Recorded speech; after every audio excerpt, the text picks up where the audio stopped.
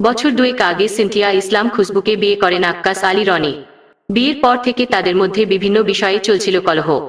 গত মঙ্গলবার 11ই জুন রাতে ফেনী পৌরসভার চর গণেশ এলাকার ভাড়া বাসায় তাদের মধ্যে কথা কাটাকাটি হয়। এরপরের দিন বুধবার 12ই জুন ভোরে সিনথিয়াকে বটি দিয়ে কুপিয়ে হত্যা করেন আক্কাস। গত বুধবার সকালে পৌরসভার চর গণেশ এলাকার ভাড়া বাসায় পারিবারিক কলহের জের ধরে স্ত্রী সিনথিয়াকে বটি দিয়ে জবাই করে হত্যার পর মরদেহ বিছানায় ফেলে রেখে থানায় গিয়ে নিজেই পুলিশে খবর দেন স্বামী আলী আক্কাস।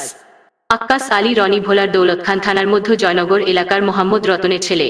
বিয়ের পর এই দম্পতি ফেনীর সোনাগাজীতে বসবাস শুরু করেন। আক্কাস ফেরি করে জিনিসপত্র বিক্রি করে সংসার চালাতেন। সিনথিয়ার মা লিপি আক্তার বলেন, সিনথিয়া পরিবারের অমতে আক্কাসকে বিয়ে করেছে। শুরুতে মেনে না নিতে পারলেও কিছুদিন পর আমরা তাদের ঢাকার বাসায় চলে আসতে বলি। যাবে যাবে বলেও তারা আর যায়নি। বেশ কিছুদিন ধরে আক্কাস ব্যবসা করার জন্য সিনথিয়ার মাধ্যমে টাকা চাইতে থাকে। আমরা বলেছি, তোমরা ঢাকায় চলে এসো, এরপর টাকা দেওয়া হবে।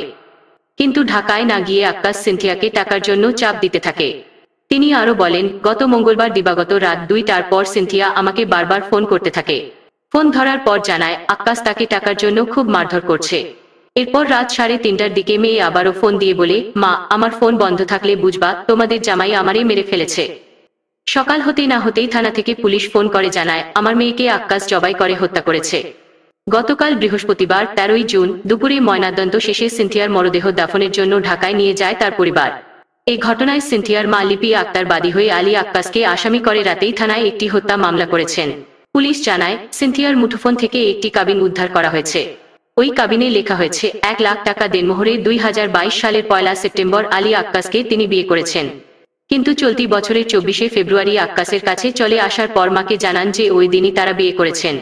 এ বিষয়ে মামলার তদন্ত কর্মকর্তা উপপরিদর্শক এসআই শৈবাল বড়ুয়া বলেন, গতকাল দুপুরে সিনথিয়া হত্যা মামলায় গ্রেপ্তার আলী আক্কাসকে ফেনীর senior judicial magistrate Sheikh Ashikur রহমানের আদালতে হাজির করা হয়। সেখানে আক্কাস হত্যাকাণ্ডের বর্ণনা দিয়ে দায় স্বীকার করে জবানবন্দি দিয়েছেন। পরে আদালতের নির্দেশে তাকে ফেনীর কারাগারে পাঠানো হয়।